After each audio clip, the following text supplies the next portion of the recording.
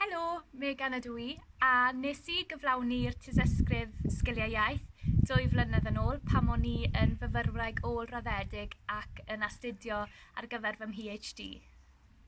Mae'r tysysgrif sgiliau iaith yn amod o'r ysgoloriaeth PhD, ond hefyd mae fe yn werthfawr iawn i chi pan fyddwch chi'n ymgeisio am swyddi.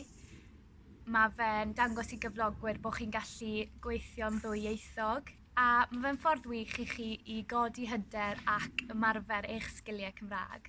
Y cwbl sydd angen i chi wneud ar gyfer y dysysgrif yw rhoi cyflwyniad llafar 7 munud o hyd ar eich pwnc a ateb cwestiynau am y cyflwyniad, a wedyn asesiad ysgrifenedig ar y cyfrifiadur.